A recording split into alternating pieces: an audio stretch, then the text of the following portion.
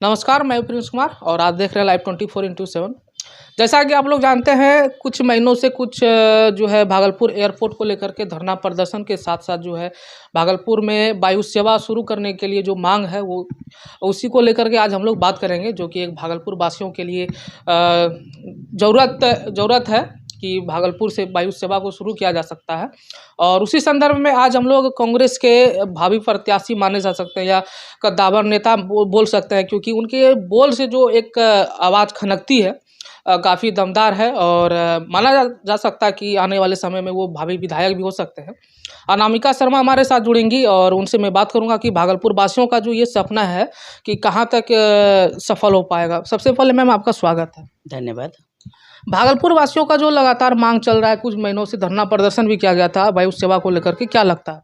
देखिए, ये तो बहुत जायज़ मांग है, क्योंकि भागलपुर स्मार्ट सिटी की घोषणा हो गई है और यदि पूरे बिहार के मानस पटल पर आप देखिए तो पटना के बाद यदि कोई एक ऐसा शहर जहां पर इंडस्ट्री डेवलप है, पटना में भी शायद इंडस्ट्री डेवलप नहीं है। भागलपुर हमेशा अपने सिल्क उद्योग को लेकर, बिहार में कहीं भी जो है इंडस्ट्री नहीं है, तो उद्योग का एक बहुत बड़ा स्कोप है यहाँ पर।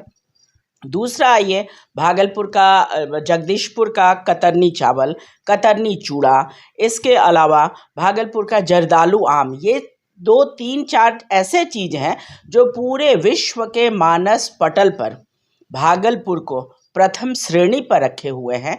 तो ऐसे समय पर भागलपुर जब इंडस्ट्री के क्षेत्र में यहाँ इतना स्कोप दिख रहा है, तो भागलपुर को अपना एयरपोर्ट होना ही चाहिए था। तीसरे तौर पे आप आइए तो भागलपुर का मायागंज जो अस्पताल है वो इस एरिया के पूरे एरिया के मरीजों को कवर करता है। तो इमरजेंसी सेवाएं कटिहार है, पूर्णिया है, सारे जगह के लोग जब इमरजेंसी सेवा के लिए यहाँ आते हैं तो यहाँ पर चिकित्सा की बेहतर सुविधा उपलब्ध हो सके, इन सब चीज़ों को लेकर यह मांग जो है वो बहुत जायज़ है और भागलपुर को ये सुविधा मिलनी भी चाहिए। मैम, धरना वायु सेवा उड़ान को लेकर के जो है धरना प्रदर्शन भी किया गया था, आप लोगों ने भी समर्थन दिखाया और वहाँ के जो है उड्डयन मंत्री भी आए थे सर्वेक्षण करने के लिए। उन्होंने आश्वासन भी दिया था कि यहाँ से 24 सीटर 32 सीटर जो भी छोटी वायु सेवा हो सकता है चालू किया जा सकता है। फिर बाद में क्या ऐसा हो गया जो कि यहाँ से बोल दिया कि छोटा स्पेस है? देखिए, जब तक प्रतिनिधि, बड़ा स्पष्ट बोलते हैं हम, जनप्रतिनिधि यदि काबिल हो, हाँ, तो ये बहुत छोटी सी मांग थी। लेकिन अब आप ये भी कहिएगा कि सरकार हमारी है, दोषारोपण आप हम पर करिएगा। नहीं, लगा भी रहे। हाँ, तो इसलिए हम आपको क्लियर कर रहे हैं कि सरकार हमारी अवश्य है, लेकिन हवाई सेवा जो है वो राज्य स्तर की सेवा नहीं है। इसके लिए केंद्र की अनुशंसा चाहिए। केंद्र जब तक जो है चाहेगा नहीं, तब तक हवाई सेवा शुरू नहीं हो सकती है। तो आप किससे मांग करिएगा? आज जो है भाजपा के लोग को भी हम देखते हैं कि वो बैठे रहते हैं हवाई सेवा की मांग को लेकर। शहनवाज जी समर्थन दिए आके, अश्विनी चौबे जी समर्थन दिए। यही शहनवाज जी उड्डयन मंत्री थे, क्यों नहीं भागलपुर से हवाई जहाज उड़ाए थे? उस समय क्या दिक्कत इनको आई थी? अश्विनी चौबे जी का बयान आया था, हाँ, कि हमारे छाती के ऊपर से चढ़ के हवाई जहाज उड़ेगा। कहाँ गए चौबे जी? तो किससे मांग आप कर रहे हैं? ये पूरी तरह से जनप्रतिनिधियों का खेल है। ये जानबूझ के जो है भागलपुर का विकास नहीं कर रहे हैं। अदरवाइज भागलपुर, पटना इसके आगे नहीं थमता यदि भागलपुर का उचित विकास होता, क्योंकि उद्योग के क्षेत्र में, चिकित्सा के क्षेत्र में, शिक्षा के क्षेत्र में कोई ऐसा क्षेत्र नहीं है जहाँ पर हम अग्रणी नहीं हैं।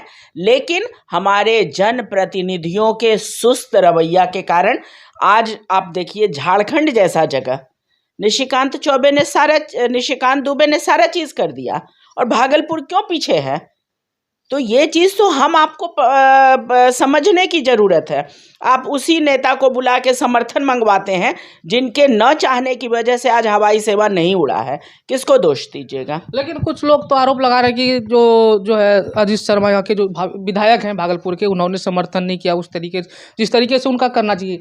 तो क्या लगता है कि कहाँ तक ये सही बात है? देखिए, अजीत शर्मा जी यहाँ के सम्मानित विधायक हैं, नो डाउट। तो सम्मानित विधायक हैं, वो विधानसभा में सवाल उठा सकते हैं, प्रश्न उठा सकते हैं।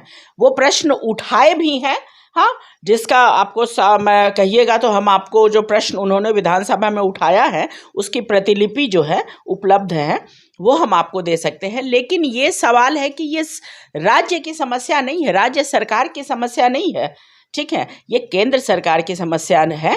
जब तक केंद्र सरकार सहमति नहीं जताएगा, केंद्रीय मंत्री जो है, हाँ, इस शहर को अपना समझ के इस समस्या को। मैम यहाँ पे रुकना चाहेंगे और बोलेंगे कि जिस तरीके से आपका महागठबंधन का सरकार है, महागठबंधन के जो है यहाँ पे सांसद हैं, क्या वो अपने मतलब लोकसभा में आवाज़ नहीं उठा सकते क्या, और वो अपनी मांग को पूरा मांग नहीं सकते क्या? हमारे जो सांसद हैं अजय मंडल जी ने, वो अपने साथ पूरी टीम को भी लेकर गए थे वहाँ तक। आप पता कर सकते हैं, यहाँ जो जितने भी जो लोग बैठे थे धरना पर, उनकी टीम वहाँ गई थी, वहाँ जाके बात की। लेकिन ये मामला जो है केंद्र सरकार और राज्य यहाँ तो न तो नागरिकों का दोष है, न किसी पार्टी का दोष है। केंद्र सरकार आज भी यदि हाथ खोल दे तो राज्य सरकार की तो पूर्ण सहमति है, राज्य सरकार तो चाह ही रहा है। लेकिन सवाल है कि जब तक केंद्र सरकार साथ नहीं देगा तब तक ये समस्या ऐसे ही उलझा रहेगा।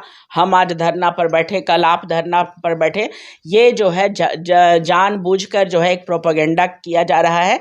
ये केंद्र सरकार यदि चाह ले तो इस पर मांग करने की और ये करने की कोई समस्या ही नहीं है, ये तो पूरे राज्य की समस्या है। जिस तरीके से ये ज्वलनशील मुद्दा बनते जा रहा है, लोगों का जो प्रतिक्रिया देखने को मिलता है कि आने वाले जो अभी हाल फिलहाल में 24 में जो चुनाव होने वाला है, उसमें ये प्रतिक्रिया देखने को, ये आक्रोश जो है देखने को मिलेगा, क्या लगता है आपको? बिल्कुल मिलना भी चाहिए और लोगों का यह मांग जायज़ है।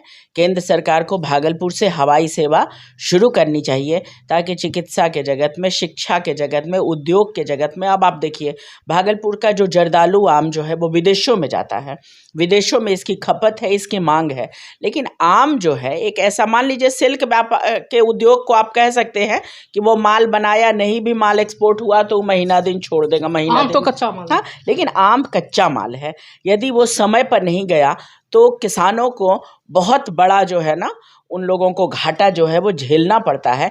इसलिए ये जायज़ मांग है और इस पर केंद्र सरकार को तत्काल जो है कार्रवाई करनी चाहिए। ये जनता का मुद्दा नहीं है कि जनता इसके लिए सड़कों पर आवे, ये सरकार का मुद्दा है। सरकार को इसमें हामी भरनी चाहिए और तत्काल भागलपुर को हवाई सेवा देना चाहिए। आपका ये इस पे क्या प्रतिक्रिया रहेगा कि जिस तरीके से नरेंद्र मोदी की सरकार, केंद्र सरकार जो है प्रतिक्रिया दे रही है कि जो है हम लोग जो है 10 लाख प्रत्येक वर्ष जो है रोजगार को सृजित करेंगे, आपको क्या लगता है कि भागलपुर में अगर एयरपोर्ट शुरू होता है तो यहाँ पे किस तरीके का, कितना मतलब संख्या में जो है लोगों को रोजगार मिल सकता है? देखिए, भागलपुर से कहीं भी आना जाना जो है लोगों के लिए, जैसे हम आप ही अपने बच्चे को भेजते हैं, दिल्ली भेजे, बेंगलोर भेजे, बम्बई भेजे, जहाँ भेजें, तो पटना से तो वो 2 घंटे में कहीं भी आ जाते हैं। लेकिन यहाँ से जाने के लिए, हाँ, 5-6 घंटा रोड की जो स्थिति है वो आप देख ही रहे हैं कि जाम की समस्या है। तो यदि यहाँ से हवाई सेवा हो जाएगा तो लोग क्या है कि बाहर जाके अपने बच्चों को हम भी पढ़ने के लिए, नौकरी के लिए, कहीं के लिए भेज सकते हैं।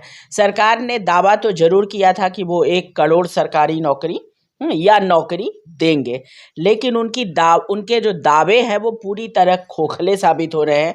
आज ये स्थिति है कि हम अपने बच्चे को उचित शिक्षा देते हैं, पढ़ाते हैं, लिखाते हैं और एक समय के बाद हमारे पास पढ़ाने में जो पैसा खर्च करते हैं उसके बाद बच्चे को बिजनेस एस्टैब्लिश करने के लिए गार्जियन को ही खर्च करना पड़ता है, क्योंकि पढ़ा लिखा बच्चे को कोई नौकरी नहीं है, जिसके चलते जो है डिप्रेशन, फ्रस्ट्रेशन, आप देख रहे हैं कि युवाओं में फ्रस्ट्रेशन, डिप्रेशन, वो मादक पदार्थों का सेवन, ये सब चीज़ जो बढ़ रहा है, तो कहा जाता है कि खाली दिमाग शैतान का घर होता है।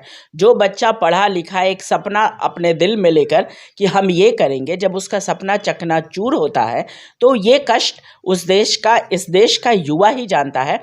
इसलिए यदि हवाई सेवा शुरू होगी तो लोगों को क्या है कि मान लो बिहार में हम नौकरी नहीं है, हम यूपी जाएंगे, हम एमपी जाएंगे, हम विदेश जाएंगे, लेकिन हमको सुविधा तो दीजिए।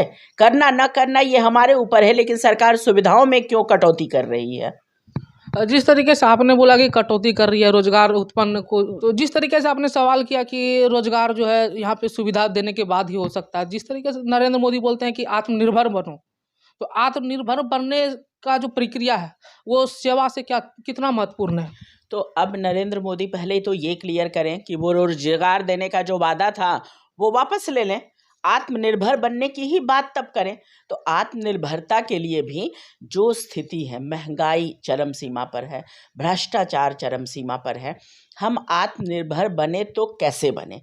सारा चीज़ का प्राइवेटाइजेशन हो रहा है। प्राइवेटाइजेशन के युग में हम अब सरकारी में लोग क्यों जाता था? क्योंकि सरकारी क्लास जो है वो लोगों को, मध्यम वर्गीयों को थोड़ा सस्ता पड़ता था। लेकिन प्राइवेटाइजेशन, निजीकरण होने से सारे चीज़ महंगे हो गए हैं।